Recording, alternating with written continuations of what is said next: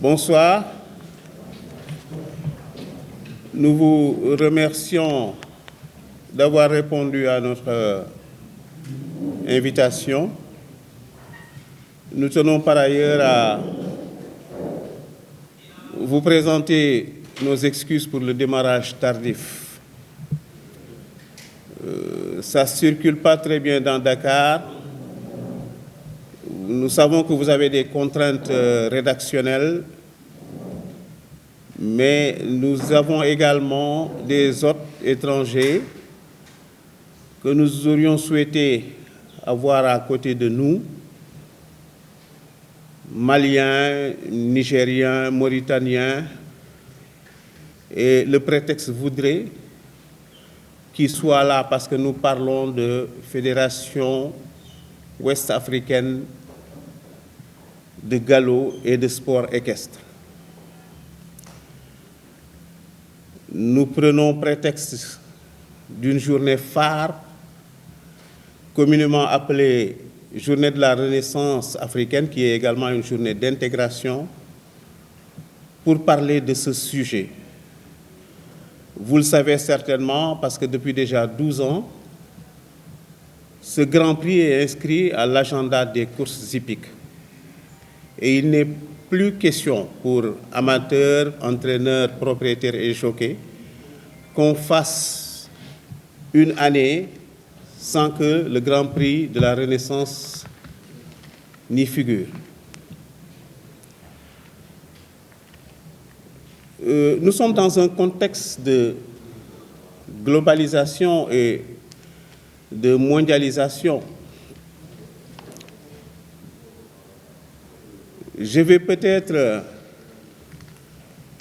vous lire ce petit hiatus que nous avons préparé pour vous permettre de vous faire une approche valable de la justesse de ce que nous envisageons de faire dans les années à venir.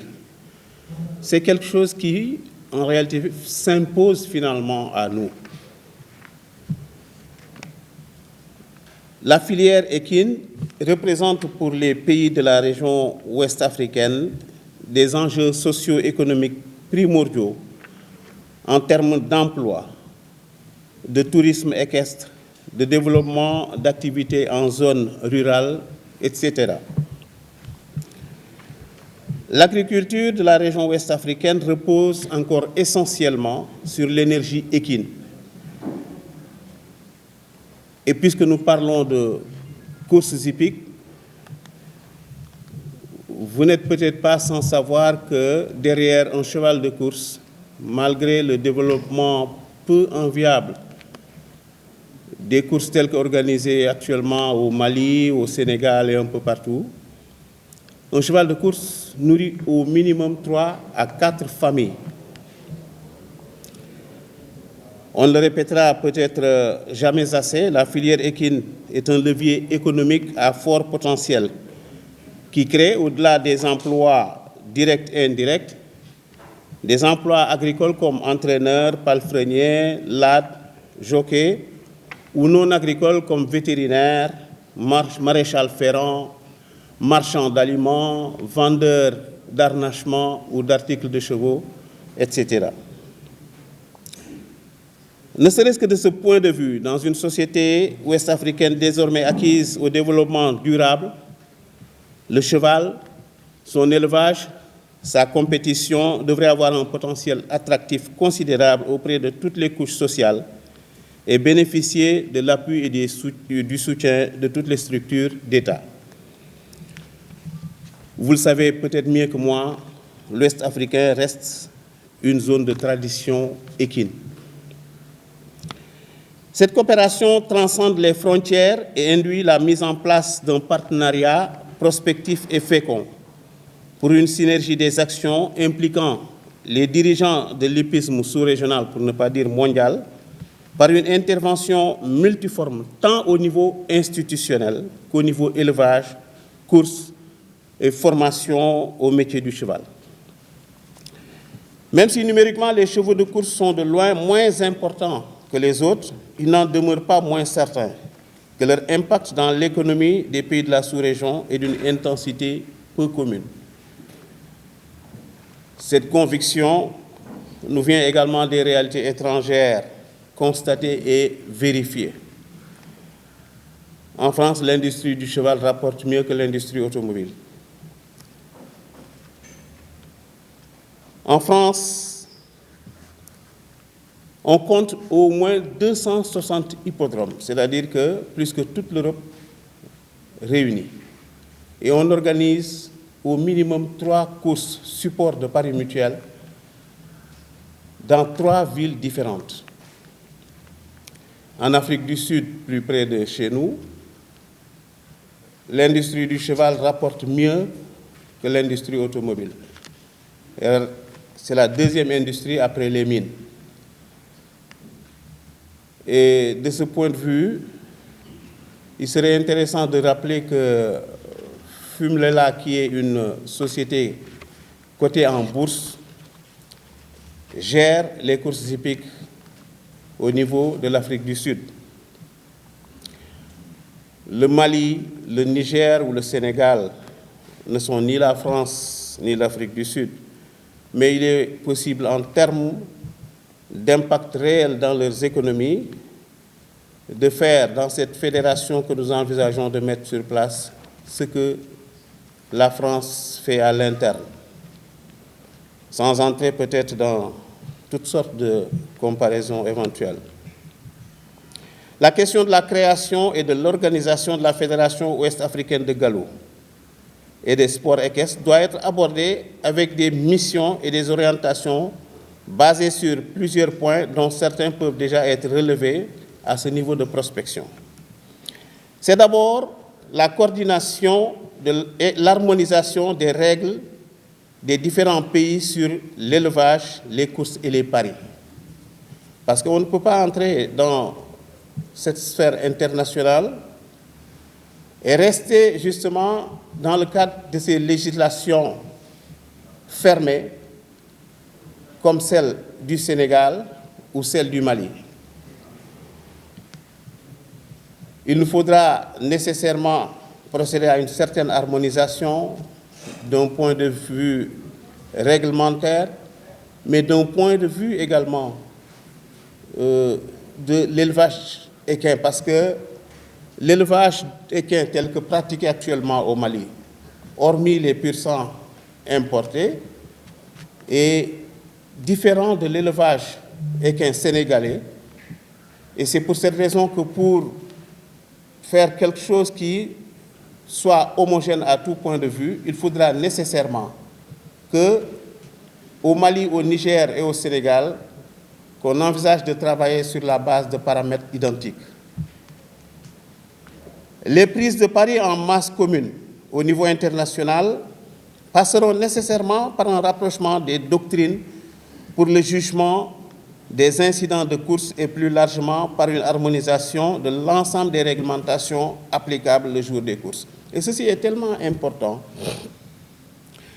que je me souviens en 2006, à l'occasion de la course des Queen Anne Stakes, un cheval, je pense que c'était Ad Valorem, qui était arrivé premier, avait gêné un autre, Pires, qui lui-même avait été gêné par un troisième qui est arrivé deuxième. L'Angleterre et l'Irlande auraient gardé le même résultat. Les États-Unis, l'Allemagne ou d'autres pays, la France par exemple, auraient rétrogradé ce cheval vainqueur derrière le cheval arrivé troisième, c'est-à-dire donc à la 4e place, alors que l'Angleterre n'aurait rétrogradé ce cheval que derrière celui arrivé premier.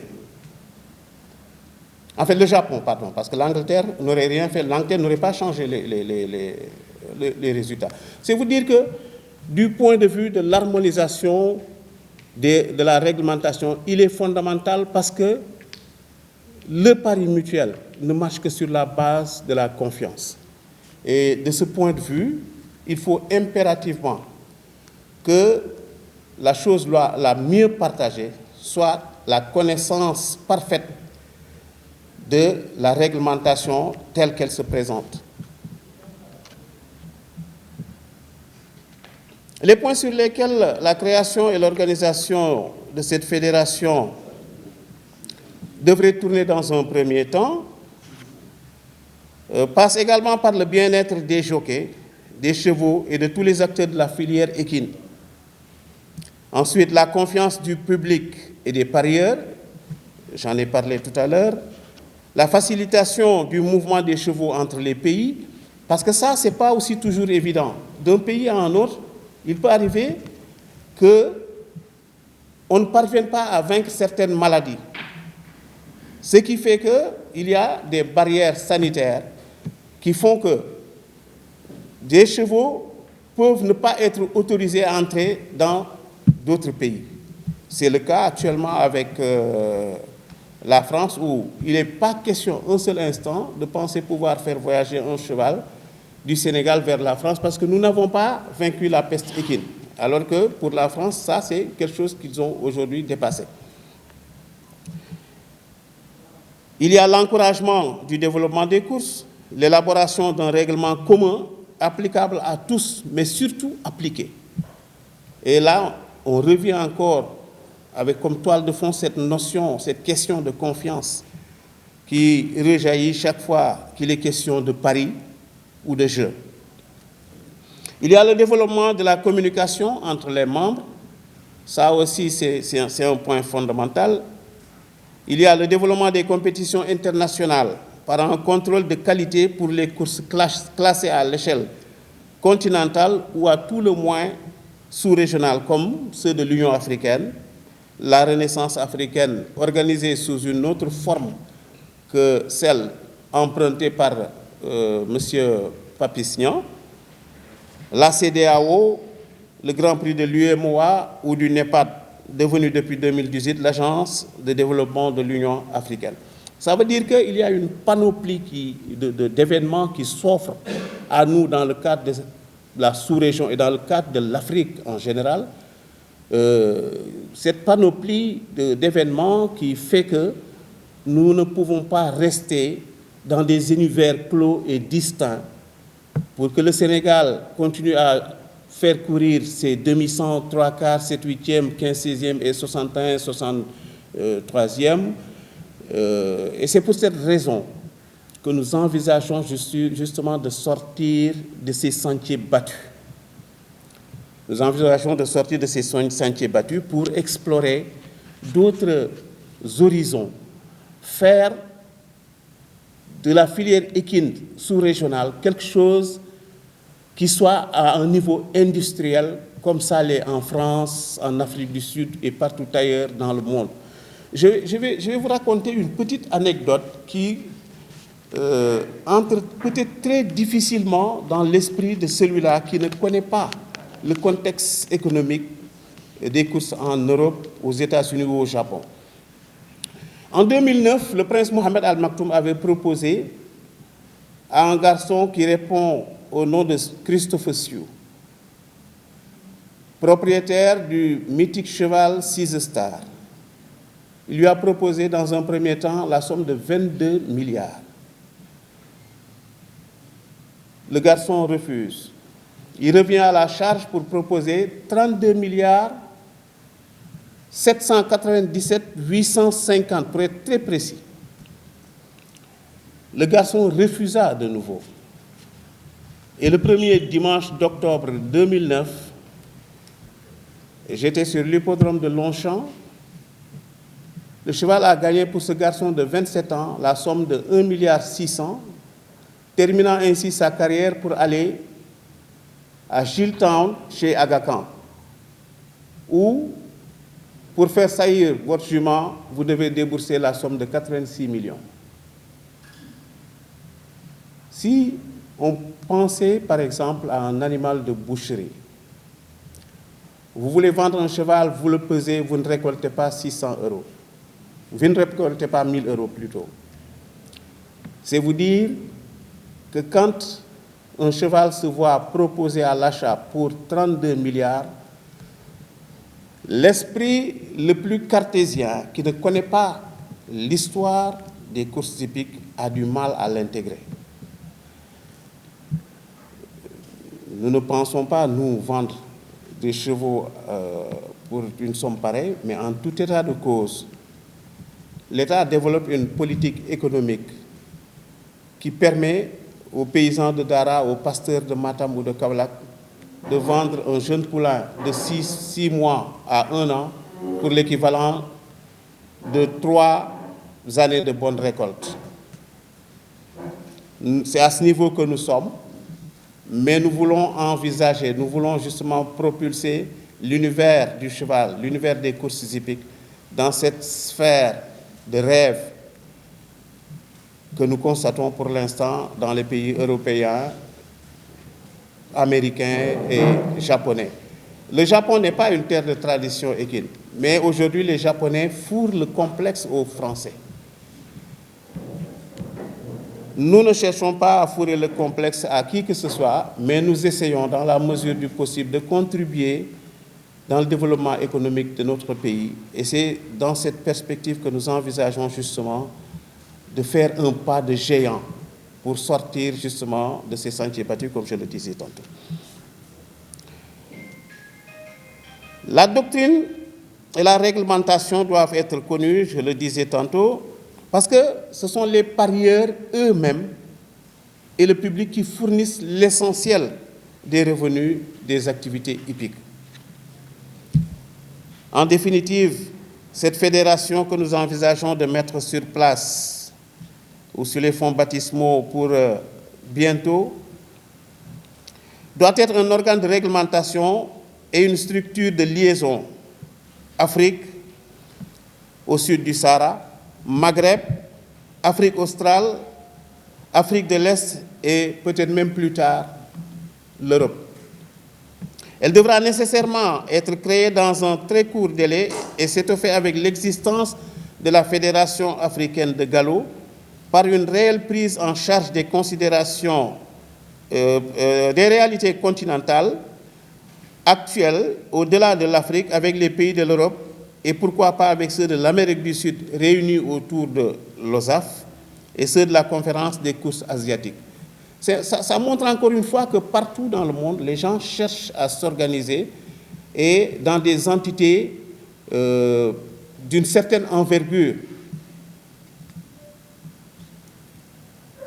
La création de cette fédération également, induisant une internationalisation par une harmonisation obligatoire des législations, des élevages et des courses dans la sous-région, commande une perspective de redynamisation de l'hippisme africain par l'érection d'autres entités sous-régionales et la nécessaire réhabilitation de la Fédération africaine de galop. La Fédération africaine de galop existe déjà. Je pense que ça aurait été peut-être mieux indiqué que ces structures sous-régionales soient créées pour que, enfin, la structure faîtière que représente la Fédération africaine de galop puisse être envisagée. C'est pour ça, justement, qu'elle est dans une certaine léthargie, mais je pense qu'avec la création de cette Fédération africaine sous-régionale de galop et de sport équestre, ce sera un prétexte pour redonner vie à cette fédération africaine, dont le Sénégal, par ailleurs, assure la présidence. Nous envisagerons justement de tenir l'Assemblée générale cette année peut-être, ou plus tard l'année prochaine, pour que, justement, cela vienne catalyser l'action que nous sommes en train de mener.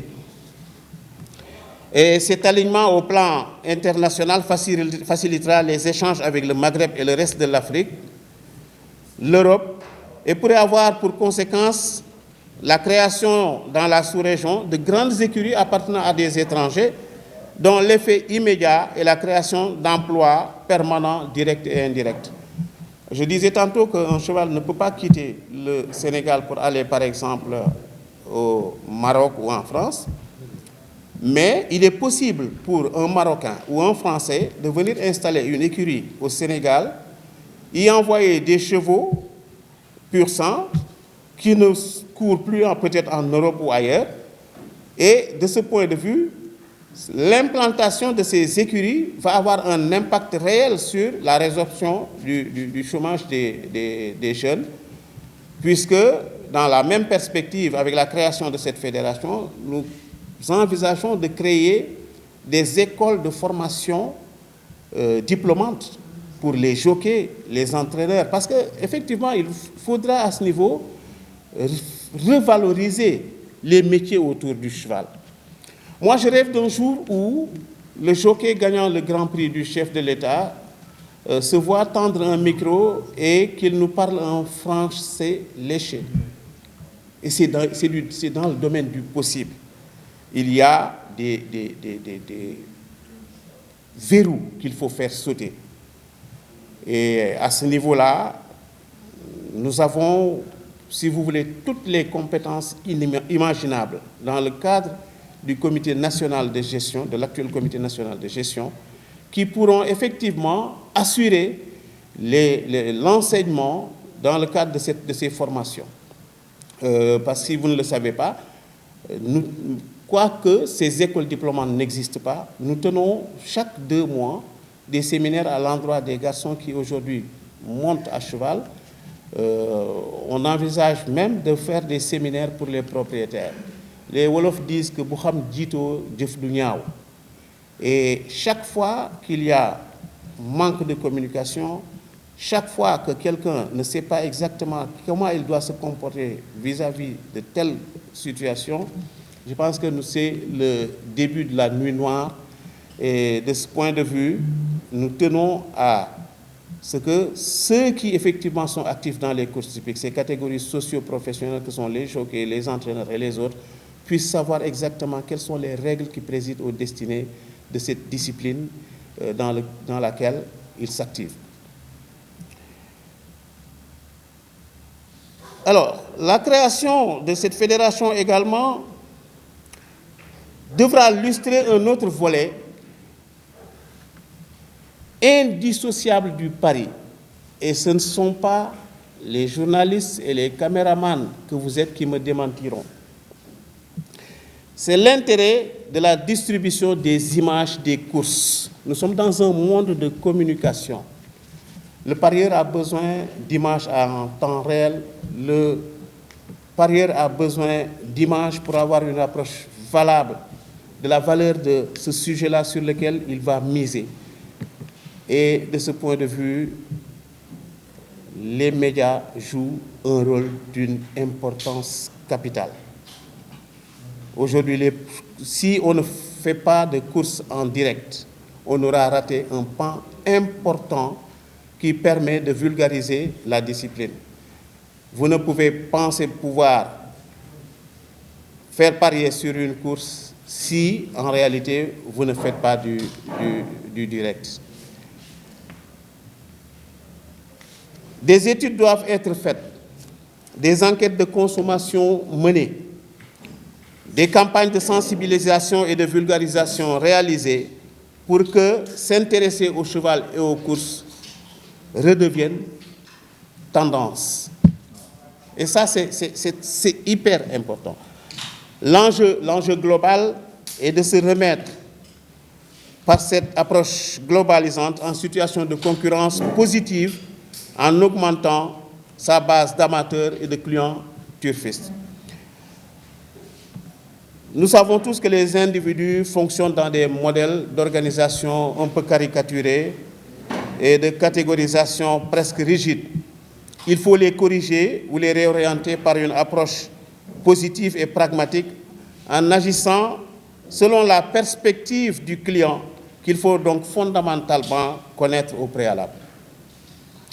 Ce qui intéresse les anciens peut ne pas intéresser les plus jeunes. Ça peut ne pas être valable pour les nouveaux. Et de ce point de vue, il y a une inévitable différence d'approche.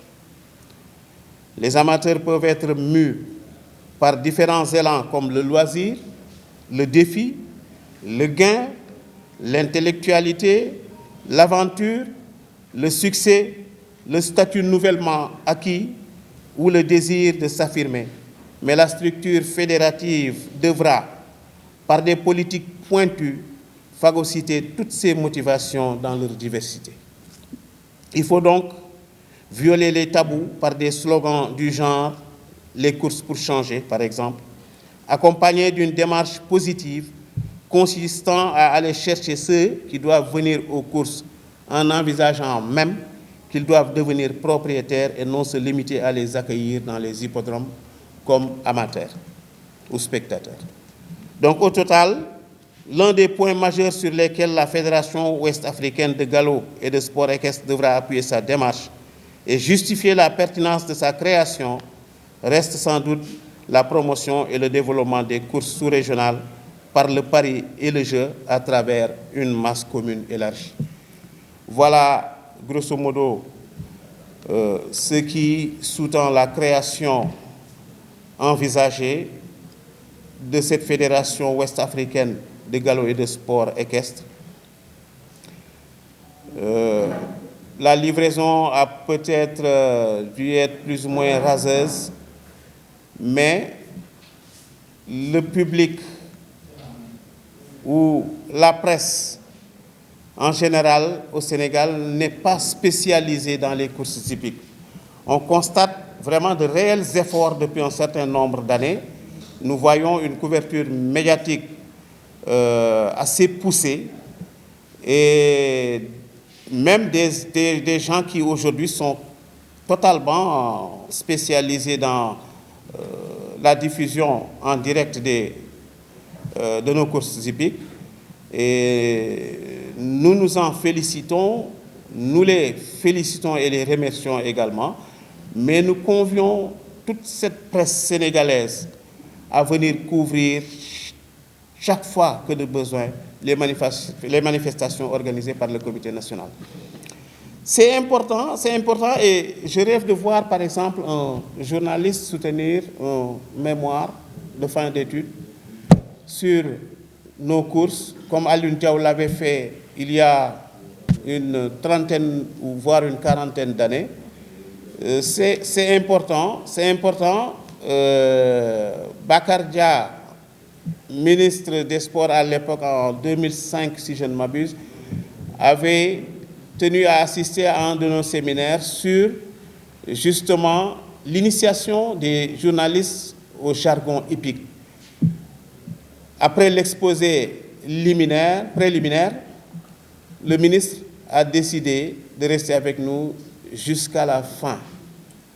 Je voudrais susciter en vous, pour ceux qui ne viennent qu'occasionnellement, je voudrais susciter en vous cet élan positif qui permettra au comité national, à la Fédération africaine de galop, de vendre justement cette discipline, peut-être plus ou moins ignorée par beaucoup d'individus, mais qui peut valoir au Sénégal d'énormes satisfactions.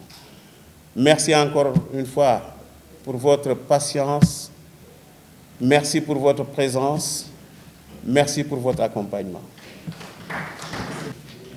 Bonsoir. Nous vous remercions d'avoir répondu à notre invitation. Nous tenons par ailleurs à vous présenter nos excuses pour le démarrage tardif. Ça ne circule pas très bien dans Dakar. Nous savons que vous avez des contraintes rédactionnelles, mais nous avons également des hôtes étrangers que nous aurions souhaité avoir à côté de nous, Maliens, Nigériens, Mauritaniens, et le prétexte voudrait qu'ils soient là parce que nous parlons de Fédération ouest-africaine de galop et de sport équestre. Nous prenons prétexte d'une journée phare communément appelée Journée de la Renaissance africaine, qui est également une journée d'intégration, pour parler de ce sujet. Vous le savez certainement, parce que depuis déjà 12 ans, ce Grand Prix est inscrit à l'agenda des courses hippiques. Et il n'est plus question pour amateurs, entraîneurs, propriétaires et jockeys qu'on fasse une année sans que le Grand Prix de la Renaissance n'y figure. Nous sommes dans un contexte de globalisation et de mondialisation. Je vais peut-être vous lire ce petit hiatus que nous avons préparé pour vous permettre de vous faire une approche valable de la justesse de ce que nous envisageons de faire dans les années à venir. C'est quelque chose qui, en réalité, s'impose finalement à nous. La filière équine représente pour les pays de la région ouest africaine des enjeux socio-économiques primordiaux en termes d'emploi, de tourisme équestre, de développement d'activités en zone rurale, etc. L'agriculture de la région ouest africaine repose encore essentiellement sur l'énergie équine. Et puisque nous parlons de courses hippiques, vous n'êtes peut-être pas sans savoir que derrière un cheval de course, malgré le développement peu enviable des courses telles qu'organisées actuellement au Mali, au Sénégal et un peu partout, un cheval de course nourrit au minimum 3 à 4 familles. On ne le répétera peut-être jamais assez, la filière équine est un levier économique à fort potentiel qui crée, au-delà des emplois directs et indirects, des emplois agricoles comme entraîneurs, palefreniers, lads, jockeys, ou non agricoles comme vétérinaires, maréchal ferrant, marchands d'aliments, vendeurs d'harnachements ou d'articles de chevaux, etc. Ne serait-ce que de ce point de vue, dans une société ouest-africaine désormais acquise au développement durable, le cheval, son élevage, sa compétition devraient avoir un potentiel attractif considérable auprès de toutes les couches sociales et bénéficier de l'appui et du soutien de toutes les structures d'État. Vous le savez peut-être mieux que moi, l'Ouest africain reste une zone de tradition équine. Cette coopération transcende les frontières et induit la mise en place d'un partenariat prospectif et fécond pour une synergie des actions impliquant les dirigeants de l'hippisme sous-régional, pour ne pas dire mondial, par une intervention multiforme, tant au niveau institutionnel qu'au niveau élevage, course et formation au métier du cheval. Même si numériquement les chevaux de course sont de loin moins importants que les autres, il n'en demeure pas moins certain que leur impact dans l'économie des pays de la sous-région est d'une intensité peu commune. Cette conviction nous vient également des réalités étrangères constatées et vérifiées. En France, l'industrie du cheval rapporte mieux que l'industrie automobile. En France, on compte au moins 260 hippodromes, c'est-à-dire que plus que toute l'Europe réunie. Et on organise au minimum 3 courses support de paris mutuels dans 3 villes différentes. En Afrique du Sud, plus près de chez nous, l'industrie du cheval rapporte mieux que l'industrie automobile. C'est la deuxième industrie après les mines. Et de ce point de vue, il serait intéressant de rappeler que Fumlela, qui est une société cotée en bourse, gère les courses hippiques au niveau de l'Afrique du Sud. le Mali, le Niger ou le Sénégal ne sont ni la France ni l'Afrique du Sud, mais il est possible en termes d'impact réel dans leurs économies de faire dans cette fédération que nous envisageons de mettre sur place ce que la France fait à l'interne, sans entrer peut-être dans toutes sortes de comparaisons éventuelles. La question de la création et de l'organisation de la Fédération ouest-africaine de galop et des sports équestres doit être abordée avec des missions et des orientations basées sur plusieurs points dont certains peuvent déjà être relevés à ce niveau de prospection.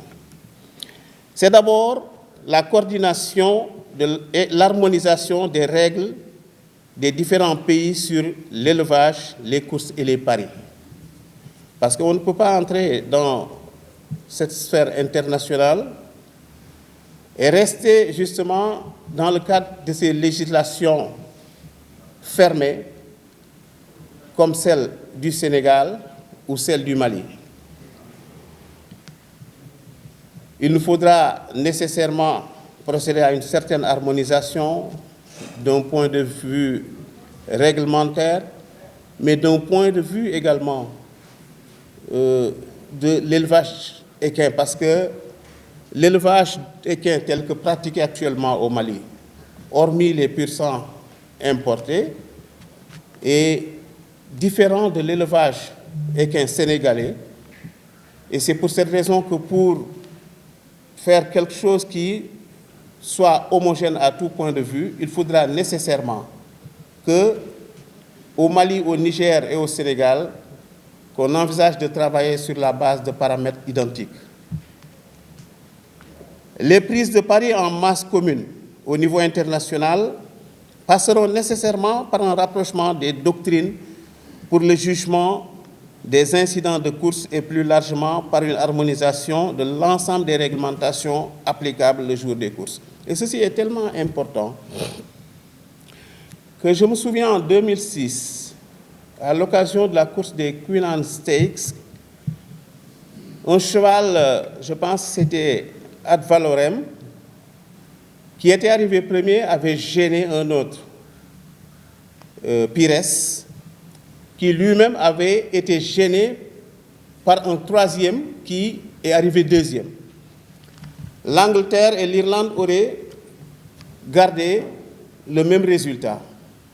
Les États-Unis, l'Allemagne ou d'autres pays, la France par exemple, auraient rétrogradé ce cheval vainqueur derrière le cheval arrivé troisième, c'est-à-dire donc à la 4e place, alors que l'Angleterre n'aurait rétrogradé ce cheval que derrière celui arrivé premier. En fait, le Japon, pardon, parce que l'Angleterre n'aurait rien fait, l'Angleterre n'aurait pas changé les résultats. C'est vous dire que, du point de vue de l'harmonisation de la réglementation, il est fondamental parce que le pari mutuel ne marche que sur la base de la confiance. Et de ce point de vue, il faut impérativement que la chose la mieux partagée soit la connaissance parfaite de la réglementation telle qu'elle se présente. Les points sur lesquels la création et l'organisation de cette fédération devraient tourner dans un premier temps passent également par le bien-être des jockeys, des chevaux et de tous les acteurs de la filière équine. Ensuite, la confiance du public et des parieurs, j'en ai parlé tout à l'heure, la facilitation du mouvement des chevaux entre les pays, parce que ça, ce n'est pas aussi toujours évident. D'un pays à un autre, il peut arriver qu'on ne parvienne pas à vaincre certaines maladies. Ce qui fait qu'il y a des barrières sanitaires qui font que des chevaux peuvent ne pas être autorisés à entrer dans d'autres pays. C'est le cas actuellement avec la France où il n'est pas question un seul instant de penser pouvoir faire voyager un cheval du Sénégal vers la France parce que nous n'avons pas vaincu la peste équine. Alors que pour la France, ça, c'est quelque chose qu'ils ont aujourd'hui dépassé. Il y a l'encouragement du développement des courses, l'élaboration d'un règlement commun applicable à tous, mais surtout appliqué. Et là, on revient encore avec comme toile de fond cette notion, cette question de confiance qui rejaillit chaque fois qu'il est question de paris ou de jeu. Il y a le développement de la communication entre les membres. Ça aussi, c'est un point fondamental. Il y a le développement des compétitions internationales par un contrôle de qualité pour les courses classées à l'échelle continentale ou à tout le moins sous-régionale, comme ceux de l'Union africaine, la Renaissance africaine organisée sous une autre forme que celle empruntée par M. Papisnian, la CEDEAO, le Grand Prix de l'UEMOA ou du NEPAD, devenu depuis 2018 l'Agence de développement de l'Union africaine. Ça veut dire qu'il y a une panoplie d'événements qui s'offrent à nous dans le cadre de la sous-région et dans le cadre de l'Afrique en général.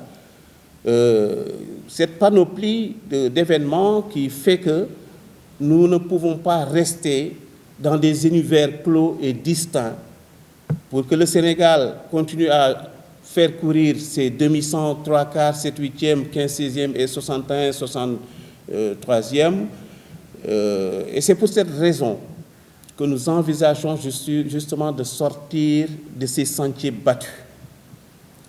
Nous envisageons de sortir de ces sentiers battus pour explorer d'autres horizons, faire de la filière équine sous-régionale quelque chose qui soit à un niveau industriel, comme ça l'est en France, en Afrique du Sud et partout ailleurs dans le monde. Je vais vous raconter une petite anecdote qui entre peut-être très difficilement dans l'esprit de celui-là qui ne connaît pas le contexte économique des courses en Europe, aux États-Unis ou au Japon. En 2009, le prince Mohamed Al Maktoum avait proposé à un garçon qui répond au nom de Christophe Sioux, propriétaire du mythique cheval Six Star. Il lui a proposé dans un premier temps la somme de 22 milliards. Le garçon refuse. Il revient à la charge pour proposer 32 milliards 797 850, pour être très précis. Le garçon refusa de nouveau. Et le premier dimanche d'octobre 2009, j'étais sur l'hippodrome de Longchamp.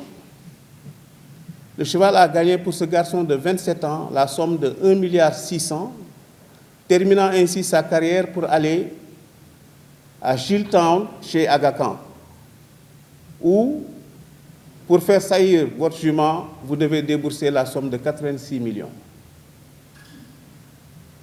Si on pensait par exemple à un animal de boucherie, vous voulez vendre un cheval, vous le pesez, vous ne récoltez pas 600 €. Vous ne récoltez pas 1 000 € plutôt. C'est vous dire que quand un cheval se voit proposé à l'achat pour 32 milliards, l'esprit le plus cartésien, qui ne connaît pas l'histoire des courses hippiques, a du mal à l'intégrer. Nous ne pensons pas, nous, vendre des chevaux pour une somme pareille, mais en tout état de cause, l'État développe une politique économique qui permet aux paysans de Dara, aux pasteurs de Matam ou de Kaolack, de vendre un jeune poulain de 6 mois à 1 an pour l'équivalent de 3 années de bonne récolte. C'est à ce niveau que nous sommes, mais nous voulons envisager, nous voulons justement propulser l'univers du cheval, l'univers des courses hippiques, dans cette sphère de rêve que nous constatons pour l'instant dans les pays européens, américains et japonais. Le Japon n'est pas une terre de tradition équine, mais aujourd'hui les Japonais fourrent le complexe aux Français. Nous ne cherchons pas à fourrer le complexe à qui que ce soit, mais nous essayons dans la mesure du possible de contribuer dans le développement économique de notre pays. Et c'est dans cette perspective que nous envisageons justement de faire un pas de géant pour sortir justement de ces sentiers battus, comme je le disais tantôt. La doctrine et la réglementation doivent être connues, je le disais tantôt, parce que ce sont les parieurs eux-mêmes et le public qui fournissent l'essentiel des revenus des activités hippiques. En définitive, cette fédération que nous envisageons de mettre sur place ou sur les fonds baptismaux pour bientôt doit être un organe de réglementation et une structure de liaison Afrique au sud du Sahara, Maghreb, Afrique australe, Afrique de l'Est et peut-être même plus tard l'Europe. Elle devra nécessairement être créée dans un très court délai et s'étoffer avec l'existence de la Fédération africaine de galop par une réelle prise en charge des considérations des réalités continentales actuelles au-delà de l'Afrique avec les pays de l'Europe et pourquoi pas avec ceux de l'Amérique du Sud réunis autour de l'OSAF et ceux de la conférence des courses asiatiques. Ça montre encore une fois que partout dans le monde, les gens cherchent à s'organiser et dans des entités d'une certaine envergure. La création de cette fédération également, induisant une internationalisation par une harmonisation obligatoire des législations, des élevages et des courses dans la sous-région, commande une perspective de redynamisation de l'hippisme africain par l'érection d'autres entités sous-régionales et la nécessaire réhabilitation de la Fédération africaine de galop. La Fédération africaine de galop existe déjà.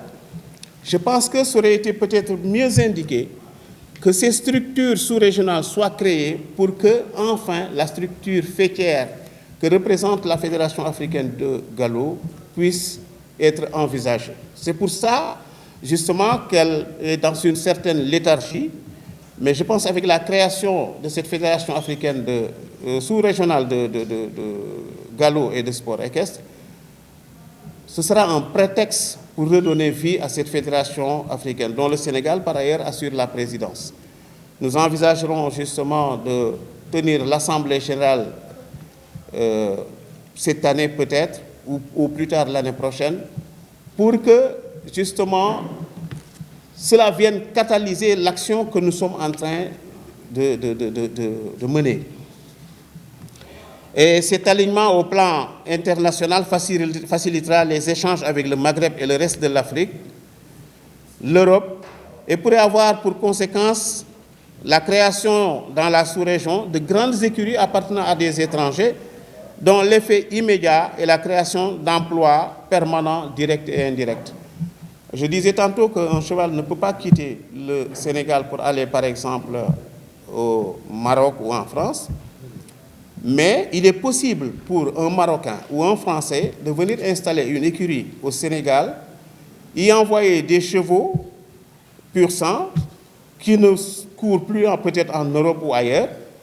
Et de ce point de vue, l'implantation de ces écuries va avoir un impact réel sur la résorption du chômage des jeunes, puisque dans la même perspective, avec la création de cette fédération, nous envisageons de créer des écoles de formation diplômantes pour les jockeys, les entraîneurs, parce qu'effectivement, il faudra à ce niveau revaloriser les métiers autour du cheval. Moi, je rêve d'un jour où le jockey gagnant le Grand Prix du chef de l'État se voit tendre un micro et qu'il nous parle en français léché. Et c'est dans le domaine du possible. Il y a des verrous qu'il faut faire sauter. Et à ce niveau-là, nous avons, si vous voulez, toutes les compétences imaginables dans le cadre du comité national de gestion, de l'actuel comité national de gestion, qui pourront effectivement assurer l'enseignement dans le cadre de ces formations. Parce que si vous ne le savez pas, quoique ces écoles diplômantes n'existent pas, nous tenons chaque 2 mois des séminaires à l'endroit des garçons qui aujourd'hui montent à cheval.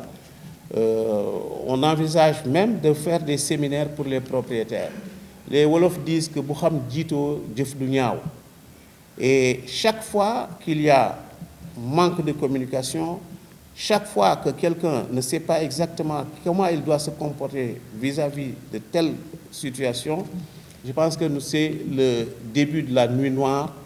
Et de ce point de vue, nous tenons à ce que ceux qui effectivement sont actifs dans les courses hippiques, ces catégories socio-professionnelles que sont les jockeys, les entraîneurs et les autres, puissent savoir exactement quelles sont les règles qui président aux destinées de cette discipline dans laquelle ils s'activent. Alors, la création de cette fédération également devra illustrer un autre volet indissociable du pari. Et ce ne sont pas les journalistes et les caméramans que vous êtes qui me démentiront. C'est l'intérêt de la distribution des images des courses. Nous sommes dans un monde de communication. Le parieur a besoin d'images en temps réel. Le parieur a besoin d'images pour avoir une approche valable de la valeur de ce sujet-là sur lequel il va miser. Et de ce point de vue, les médias jouent un rôle d'une importance capitale. Aujourd'hui, si on ne fait pas de course en direct, on aura raté un pan important qui permet de vulgariser la discipline. Vous ne pouvez penser pouvoir faire parier sur une course si, en réalité, vous ne faites pas du direct. Des études doivent être faites, des enquêtes de consommation menées, des campagnes de sensibilisation et de vulgarisation réalisées pour que s'intéresser au cheval et aux courses redevienne tendance. Et ça, c'est hyper important. L'enjeu global est de se remettre par cette approche globalisante en situation de concurrence positive en augmentant sa base d'amateurs et de clients turfistes. Nous savons tous que les individus fonctionnent dans des modèles d'organisation un peu caricaturés et de catégorisation presque rigide. Il faut les corriger ou les réorienter par une approche positive et pragmatique en agissant selon la perspective du client qu'il faut donc fondamentalement connaître au préalable. Ce qui intéresse les anciens peut ne pas intéresser les plus jeunes. Ça peut ne pas être valable pour les nouveaux. Et de ce point de vue, il y a une inévitable différence d'approche. Les amateurs peuvent être mus par différents élans comme le loisir, le défi, le gain, l'intellectualité, l'aventure, le succès, le statut nouvellement acquis ou le désir de s'affirmer. Mais la structure fédérative devra, par des politiques pointues, phagocyter toutes ces motivations dans leur diversité. Il faut donc violer les tabous par des slogans du genre « les courses pour changer » par exemple, accompagnés d'une démarche positive consistant à aller chercher ceux qui doivent venir aux courses en envisageant même qu'ils doivent devenir propriétaires et non se limiter à les accueillir dans les hippodromes comme amateurs ou spectateurs. Donc au total, l'un des points majeurs sur lesquels la Fédération ouest-africaine de galop et de sport équestre devra appuyer sa démarche et justifier la pertinence de sa création reste sans doute la promotion et le développement des courses sous-régionales par le pari et le jeu à travers une masse commune élargie. Voilà, grosso modo, ce qui sous-tend la création envisagée de cette fédération ouest-africaine de galop et de sport équestre. La livraison a peut-être dû être plus ou moins raseuse, mais le public où la presse en général au Sénégal n'est pas spécialisée dans les courses hippiques. On constate vraiment de réels efforts depuis un certain nombre d'années. Nous voyons une couverture médiatique assez poussée et même des gens qui aujourd'hui sont totalement spécialisés dans la diffusion en direct de nos courses hippiques. Et nous nous en félicitons, nous les félicitons et les remercions également, mais nous convions toute cette presse sénégalaise à venir couvrir chaque fois que de besoin les manifestations organisées par le comité national. C'est important et je rêve de voir par exemple un journaliste soutenir un mémoire de fin d'études sur nos courses, comme Alioune Diaw l'avait fait il y a une trentaine ou voire une quarantaine d'années. C'est important. Bakar Dia, ministre des Sports à l'époque, en 2005, si je ne m'abuse, avait tenu à assister à un de nos séminaires sur justement l'initiation des journalistes au jargon hippique. Après l'exposé préliminaire, le ministre a décidé de rester avec nous jusqu'à la fin. Je voudrais susciter en vous, pour ceux qui ne viennent qu'occasionnellement, je voudrais susciter en vous cet élan positif qui permettra au comité national, à la Fédération africaine de galop, de vendre justement cette discipline, peut-être plus ou moins ignorée par beaucoup d'individus, mais qui peut valoir au Sénégal d'énormes satisfactions. Merci encore une fois pour votre patience, merci pour votre présence, merci pour votre accompagnement. À l'appel pour nous permettre en fait de vous exposer le projet. Donc je m'appelle Idrissa Niang Papis, l'initiateur de ce projet, le promoteur également de l'événement. Welcome Call, que je dirige, organise le Grand Prix de la Renaissance africaine en relation avec le CNG, le Comité national de gestion des courses hippiques. Nous sommes à la 13e édition pour cette année et le thème retenu est le sport, vecteur de consolidation et de l'intégration africaine. Je pense que c'est un thème qui vient à son heure, compte tenu du contexte dans lequel l'Afrique se trouve actuellement. L'Afrique qui a tendance à se disperser, à évoluer en foyer de tension. Nous avons jugé nécessaire, à travers le sport, de jouer notre partition pour le maintien de l'unité africaine. Et c'est les raisons pour lesquelles ce thème a été choisi.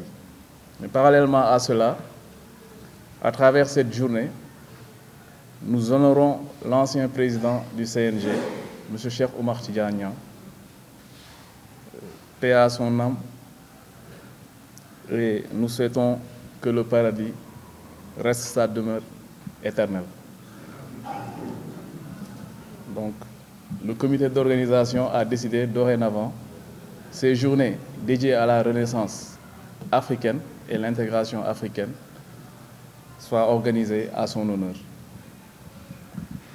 Pour venir sur l'organisation en tant que telle, nous avons décidé de l'organiser sur 3 jours, le vendredi, le samedi et le dimanche, où nous allons démarrer le vendredi avec une compétition internationale d'équitation au Racing Club de Dakar, au parc forestier de Mbao, et parallèlement à cela, organiser un dîner en prélude de l'événement pour nous permettre d'accueillir nos hôtes qui viennent de la sous-région, les partenaires de l'événement, mais également les propriétaires et éleveurs qui ont participé à l'événement et ainsi que les autorités avec qui nous avons l'habitude de travailler pour cette journée. Au terme de cette soirée en prélude de l'événement, le samedi, la première réunion hippique sera organisée à Thiès, à l'hippodrome Ndiaw Macodou de Thiès, où 5 courses seront disputées. Les 2 premières concerneront les courses de province, parce qu'on s'est arrangé en fait pour ratisser large et organiser de sorte à ce que l'intérêt général soit visé, que tous les Sénégalais passionnés du cheval puissent y trouver leur compte.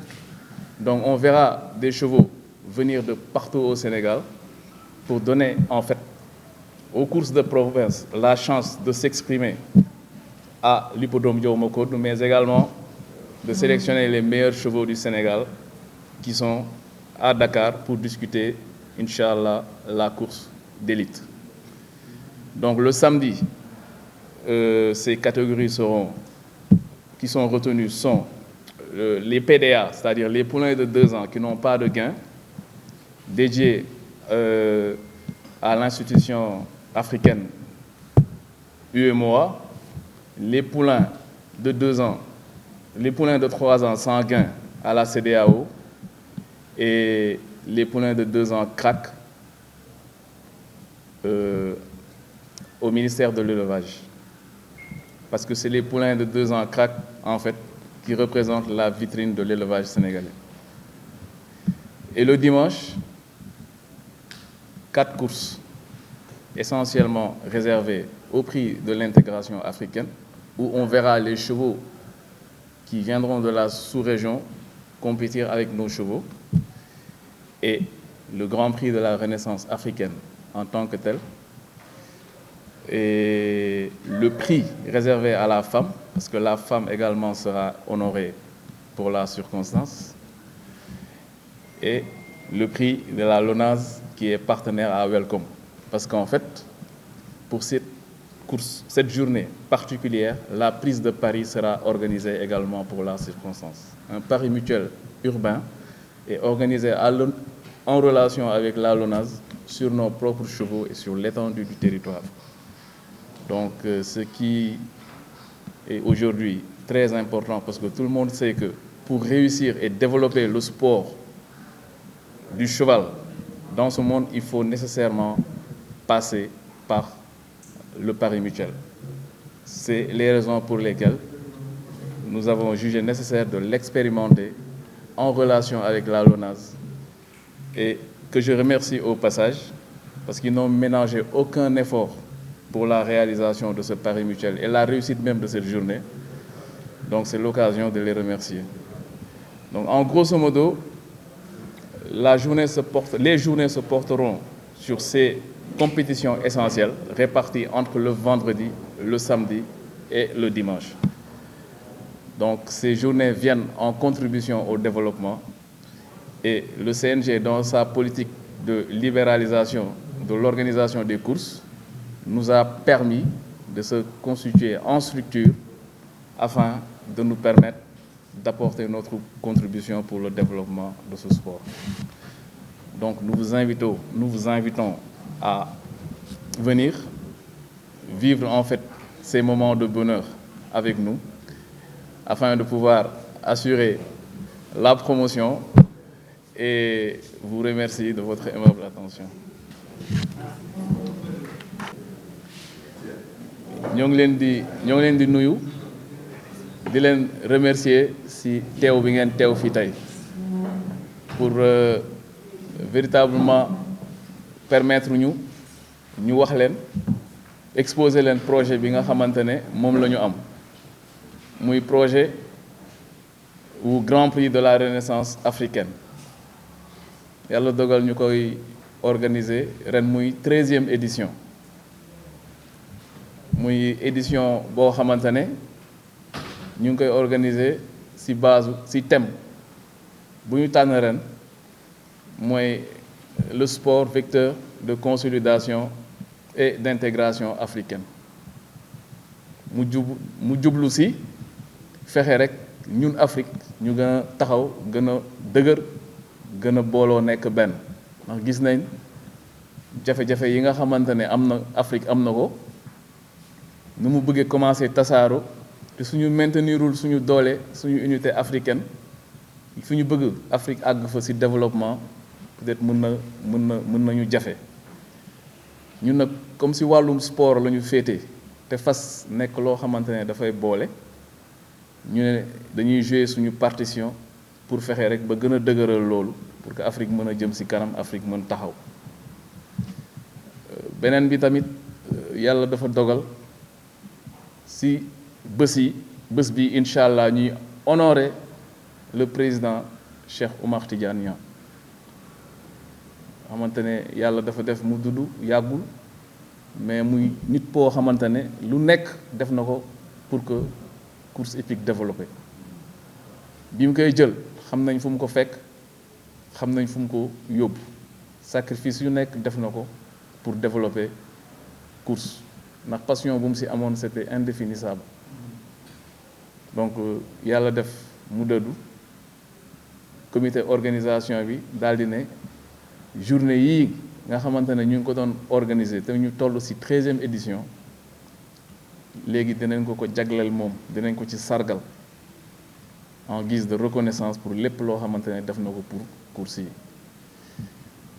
journée yi nag ci ñett fan lañ ko nar a organiser le vendredi am na dîner bu ñuy organiser bu ànd ak compétition internationale de saut d'obstacle à Mbao Racing Club de Dakar dîner boobu dinañ ko def pour dalal suñu gan yi nga xamante ne dañuy jóge ci sous-région bi ñëw agsi moo xam autorité moo xam propriétaire xam les présidents de fédération waaye di ci dalal tamit borom fas yi nga xamante ne projet bi daf leen intéressé ba nga xamante ne inscrire nañ baataraat nañ encore recordu inscription yi ndax course bi moom on aura plus de 150 chevaux incha allah inscrits donc loolu day wane ne projet bi intéressé na leen proposition bu ñu leen defal intéressé na leen donc ñooñu aussi dinañ leen dalal di dalal tamit partenaires yi pour échanger ak ñoom mooy li nga xamante ne moom la ñu fas yéene def le vendredi léegi le samedi nag si la course yi di commencer au niveau de l'hippodrome Ndiaw Macodou Diop donc course yi ñu fay organiser mooy course de province ñu koy wax mbapat lañ koy commencer ñaar parce que projet bi dafa ratisser large dafa fexe ba képp koo xamante ne rek yore nga fas ci Sénégal nga mën si gis sa bopp donc loolu moo tax tëjuñu ko ci Dakar kese dañ ko ubbi ndax fas dina jóge Pal fas dina jóge Richard Toll fas dina jóge fu nekk ci Sénégal pour ñëw daw ci jour boobu donc ñoom ñoo koy ubbi suñ si jógewee mu am catégorie ba nga xamante ne moom la ñu jagleel CEDEAO waaye am na catégorie boo xamante ne moom la ñu jagleel UEMOA muy structure yi nga xamante ne ñoom ñoo ñu séq ci Afrique mais également am catégorie ba nga xam ne moom la ñu jagleel ministère de l'élevage nga xamante ne suñu ministère de tutelle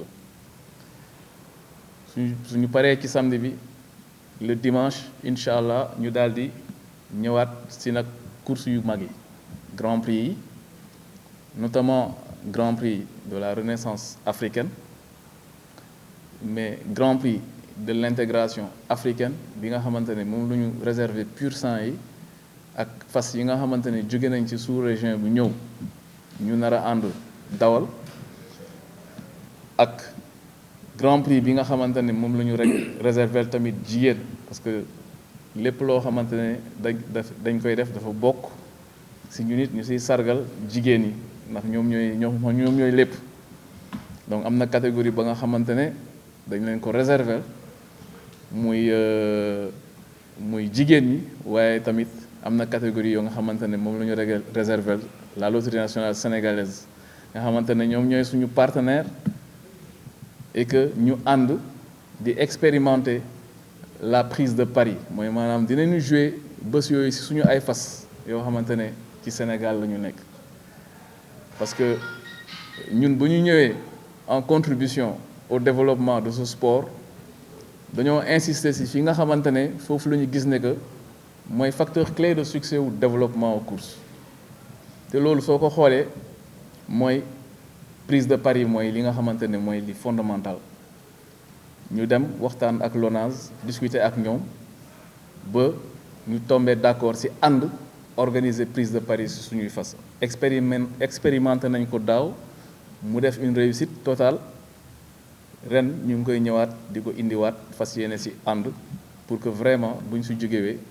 mu nekk yoon boo xamante ne dinañ fexe ba pérenniser ko di ko dawal lu bari yoon pour que revenu yi muy mën a générer mën di servir di financer courses yi ñu mën a am autofinancement boo xamante ne dootuñu dépendre ci benn structure donc activité yooyu noonu fu ñu toll nii mooy li nga xamante ne moom la ñu prévoir ci week-end bi répartir ko diggante vendredi samedi ak dimanche ñu ciy woo ñëpp di leen ci woo yéen ñi nga xamante ne yéenay journalistes yi pour ñëw passer moment yooyu noonu ak ñun et que bu ñu ci jógee it ngeen mën ko vulgariser ba àdduna bi yëpp gis li nga xamante ne loolu la ñuy liggéey dans le but d'apporter notre contribution au développement de ce sport mais même au développement du pays ma leen di gërëm di leen sant di wax ne lépp loo xamante ne question la daal wala lu ngeen bëgg mu gën a leer ñu ngi leen di déglu nekk seen disposition incha allah pour répondre si ma leen di gërëm di leen sant. Donc pour la ponctualité, je pense que toutes les dispositions ont été prises parce que nous co-organisons quand même avec le comité national de gestion des courses hippiques qui a quand même pris toutes les dispositions nécessaires pour que le timing soit respecté. C'est d'ailleurs les raisons pour lesquelles les inscriptions des chevaux ont été anticipées et programmées pour le mardi. Et à ce jour, le programme de course est disponible. Et dès demain, le programme du samedi sera disponible et le samedi, Inch'Allah, celui du vendredi le sera. Mais en termes d'organisation, le comité national a pris toutes les dispositions pour que vraiment les choses se fassent dans les règles de l'art. Non, pour ce qui est de la course événementielle, le samedi, c'est les poulains de 2 ans crack qui sera la course événementielle. Et le dimanche, ça sera le Grand Prix de la Renaissance africaine. Mais l'innovation de taille, c'est qu'en fait, les autres catégories également seront retransmises en direct au niveau des espaces PLR sur l'étendue du territoire. Et à partir de ce moment, les parieurs aussi qui fréquentent des espaces PLR auront la possibilité de jouer directement sur ces catégories. Donc voilà ce qui a été retenu. Inch'Allah, les programmes seront disponibles le plus tôt possible, à partir de demain.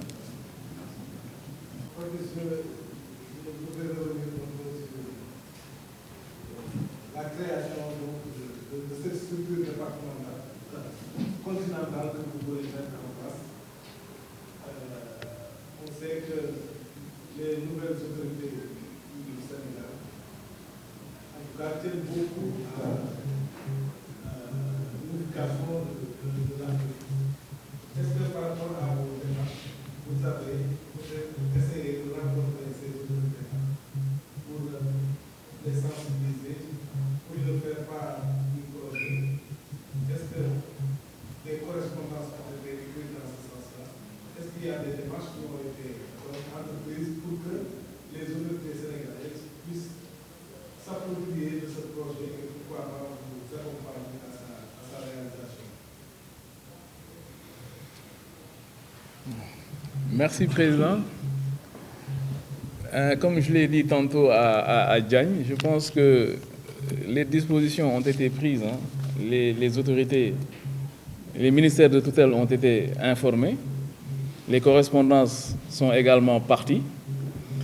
Donc, comme je l'ai dit tantôt, on a l'habitude de travailler avec la direction des équités pour ce qui est de l'élevage et le DAPS au niveau du ministère des Sports, donc avec qui nous avons échangé sur les questions concernant l'organisation d'une manière générale, et avec le Dr Alphonse Sène du ministère de l'Élevage pour ce qui est de la programmation des courses et tout. Donc à ce niveau, il n'y a pas de souci.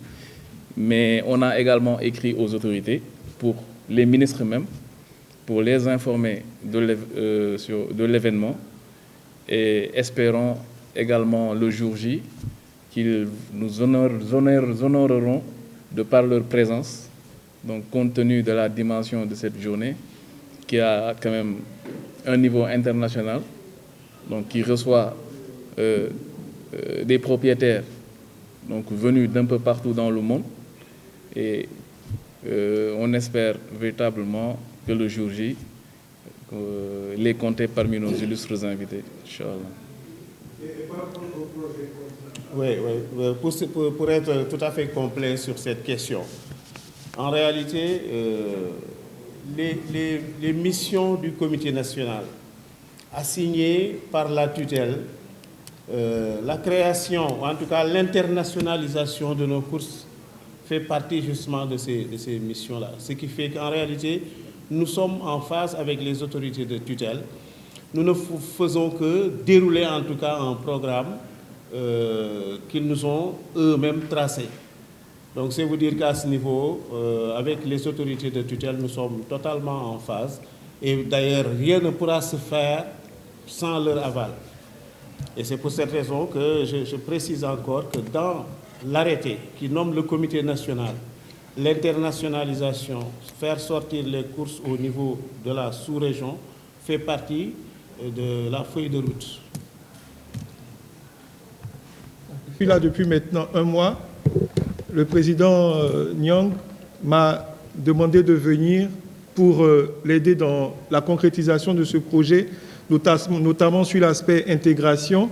Et nous avons, tout au long de ce mois-là, eu la chance de rencontrer plusieurs ambassades qui seront d'ailleurs présentes dès demain aussi. Nous avons rencontré les représentants de l'UEMOA aussi, au niveau de la CDA aussi, vraiment qui ont eu beaucoup d'engouement par rapport à ce projet-là. Donc aujourd'hui, autour de cette table, nous avons le Sénégal, nous avons le Mali, nous avons aussi la Côte d'Ivoire qui est là. Et je me ferai ambassadeur de cet événement. Je suis venu pour un travail, mais j'ai découvert une passion. Une passion et une famille autour des chevaux, je peux dire. Alors, c'est quelque chose que nous voulons rapporter aussi au niveau d'Abidjan.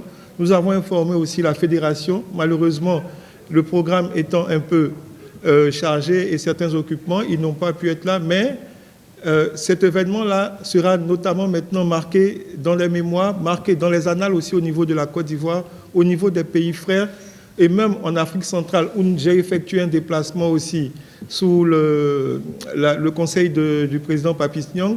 Nous avons rencontré l'ambassadeur de la RDC aussi, qui nous a permis de rencontrer aussi les autorités au niveau de Kinshasa. Et d'ailleurs, l'ambassadeur de la RDC sera là. Nous aurons la délégation du Cap-Vert qui sera là. Nous aurons la Guinée-Bissau. Pour vous dire qu'au-delà même de l'Afrique de l'Ouest, c'est toute l'Afrique qui est impliquée par cette intégration-là. Voilà, c'est ce que je voulais rajouter et dire merci à ces autres Sénégalais-là, à cette famille que nous avons rencontrée et dire que les pays frères que nous sommes, nous regardons, nous voyons. Vous êtes en avance. C'est vrai, tout à l'heure, le président Maître a parlé du retard qu'on a par rapport à l'Europe, mais on se compare par rapport à nous. Et aujourd'hui, le Sénégal est en avance, il faut le reconnaître. Et nous voulons apprendre de ce que vous faites. Je suis vraiment choqué, je suis admiratif de voir une telle presse pour un événement équestre. Et c'est vraiment important pour nous. Je dis merci à la presse. Je dis merci à M. Nyang aussi qui a pris les dispositions. Parce que déplacer quelqu'un pendant plus d'un mois, c'est dire à quel point il tient à ce projet-là. Nous voyons aussi l'engouement que les partenaires ont. Il a parlé de la LONASE qui est très réactive aussi sur tous ces dossiers-là. Et c'est vraiment une bonne chose. Et je dis merci encore à la presse. Merci au CNG aussi qui s'implique assez dans tout ce qu'il est en train de faire. Et aussi merci à Welcome par l'entremise de M. Nyang et aussi au personnel de Welcome, à la chaîne Sen-Galo aussi. Merci.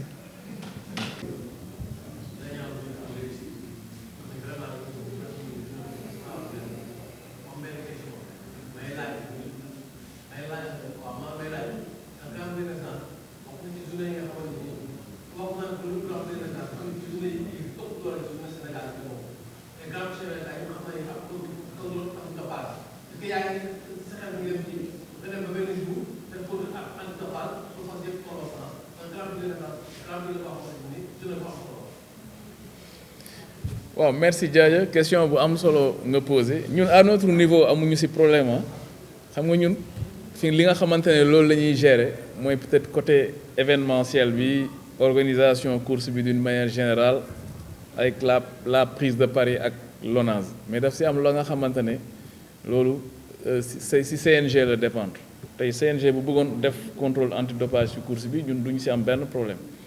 Donc xam nga contrôle antidopage tamit dafa nekk loo xamante ne dafa sensible dafa complexe ndax expérience yi ñu ci jot a am xam nañ ne nekkul lu yomb et que booy def contrôle antidopage li nga war a viser mooy jàpp ki nga xamante ne day tricher mais ak exemple yi nga xamante ne am nañ ko xam nañ ne que c'est très complexe laaj na liggéey ba instant bii nii sax état bi jël na ci ay dispositions ànd ak comité national ba ñu ngi liggéeyaat këyit yi. di liggéeyaat approche bi nga xamante ne moom lañ ci war a am fexe nuñ ko gën a parfaire ba nga xamante ne peut-être bu ñu parewee dinañ ñu ko mettre à notre disposition mais c'est vrai que course bu am niveau bu toll nii ak enjeu yi ci am yëpp tey boo ci boole woon loolu dafay nekk loo xamante ne lu am solo la am naa yaakaar nag ak édition yi di ñëw ci kanam CNG incha allah dina ko jël en compte waxuma course bu mel nii mais bépp course bu ñuy organiser. Si Sénégal dafa war a ànd ak loolu mais xam naa ak expérience bu ñu am par le passé moo waral ñu ngi koy gën a parfaire di ko liggéeyaat incha allah pour xool naka la ñuy gën a rendre suñu course yi beaucoup plus crédible incha allah. Voilà, salam alaikum. Je vais commencer en français et commencer par souhaiter la bienvenue à ceux qui ne sont plus considérés comme nos voisins, mais qui sont considérés comme nos frères, à savoir nos frères maliens, nos frères burkinabés, nos frères ivoiriens, tous ceux qui sont venus apporter un plus en termes de crédit à cette course du Grand Prix à cette journée, ces 2 journées du Grand Prix de la Renaissance africaine, qui s'impose comme une date incontournable de notre calendrier de courses hippiques. Je voudrais ensuite féliciter le promoteur, Idriss Niang Papis, pour sa résilience, Maître Diagne l'a dit tout à l'heure, et continuer à l'encourager. Mais parler de Papis aujourd'hui et soustraire à la réflexion son défunt papa qui a été notre président pendant 12 ans, je pense que ce ne serait pas très adéquat. C'est une journée, il ne faut pas l'oublier, c'est un hommage au défunt président Cheikh Niang pour tout ce qu'il a été et tout ce qu'il a apporté aux courses hippiques. Je pense qu'en parler aujourd'hui, ça nous ferait passer la nuit ici. Donc, comme on dit en Wolof, yàlla na ko yàlla yërëm xare ko àjjana te fay ko li mu ñu fi bàyyil parce que li mu ñu fi bàyyil mi ngi fi tege. Juste quelques données techniques concernant les courses. Il y a au total 117 chevaux engagés, compte non tenu des 2 courses Mbapat. Des 3 courses Mbapat, pardon. Il y en a 3, hein? Voilà. Compte non tenu des 3 courses Mbapat. Pour la fusion, ils sont 20. Pour la course du groupe 1, groupe 2, groupe 3, sans gain, ils sont 20. Pour les PDA sans gain, ils sont 20. Pour les PDA crack classés, ils sont 18. Pour les PTA sans gain, ils sont 14. Pour les groupes 2, groupe 3, PTA classés, ils sont 13. Et pour les pur sang, jusqu'à tout à l'heure, ils sont 12. Donc ça fait au total 117 chevaux. Donc voilà vers quoi nous allons dimanche, samedi et dimanche. Et je voudrais apporter quelques précisions parce que quelqu'un s'est posé la question tout à l'heure sur le timing. L'équipe technique n'a jamais été en retard. Si un timing n'est pas respecté, ce sont les acteurs qui sont en retard. Ce sont les chevaux, ce sont les entraîneurs, ce sont les jockeys. De toute façon, le pesage, l'aire de pesage sera ouverte entre 14h30 et 15h. Donc tous les pesages pourront se faire très tôt, de façon à libérer l'aire de pesage. L'appel maintenant au paddock, ça ce n'est plus de la compétence de l'équipe technique. L'équipe technique a une heure à laquelle on appellera les chevaux.